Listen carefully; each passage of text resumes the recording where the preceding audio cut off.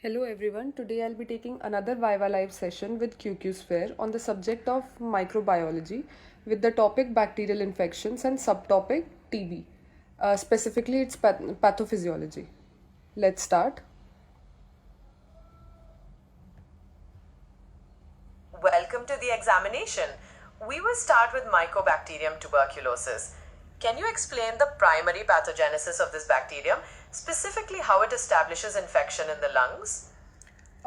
The pathogenesis of tuberculosis starts with primary infection, where alveolar macrophages engulf the bacteria.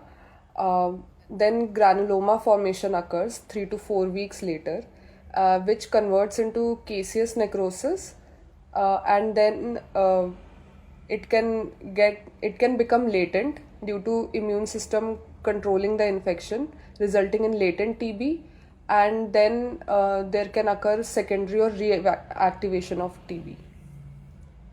Excellent overview. You mentioned granuloma formation. Can you describe the typical structure of a granuloma, specifically the types of cells involved and how they are organized? When the immune system mounts a cell-mediated response, a granuloma is formed, which is a cluster of macrophages, T cells, B cells, that walls off the bacteria. That's correct. Within that structure, what is caseous necrosis and what causes it to form in the center of the granuloma? Caseous necrosis occurs within the granuloma. The tissue undergoes a cheese-like necrosis, which is the caseous necrosis, which is crucial for killing or inhibiting the bacilli of bacteria. Yes, it limits the spread. Now, what laboratory diagnostic method is commonly used to identify Mycobacterium tuberculosis from sputum samples, and what is the principle behind that stain? The main diagnosis is by Montauk's test, tuberculin skin test, and CB-NAT. While MANTO and CB-NAT are important, the primary microscopic method uses a specific staining technique called acid-fast staining.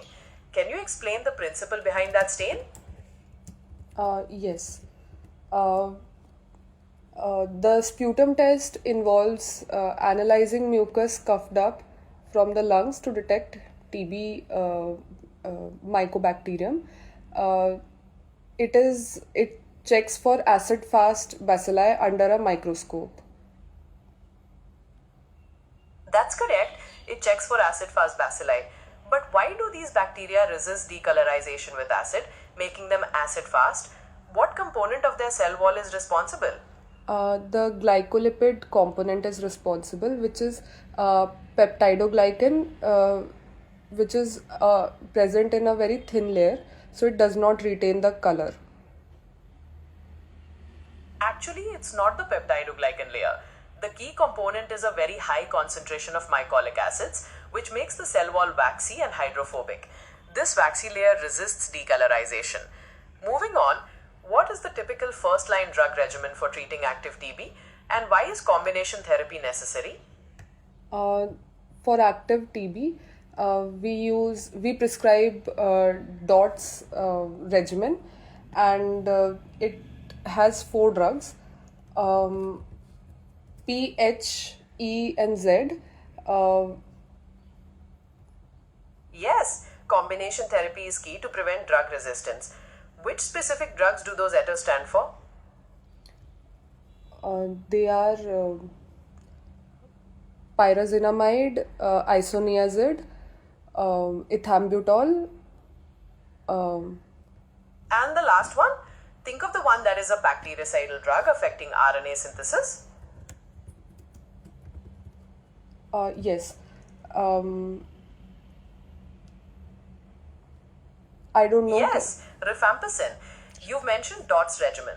What does DOTS stand for and why is that direct observation so important? DOTS stand for Directly Observed Treatment Short Course. It is a high efficacy strategy for treating TB. It monitors the medication adherence because TB patients, if they don't complete the DOTS regimen, they can develop drug resistant TB. Exactly. Non adherence is a major challenge.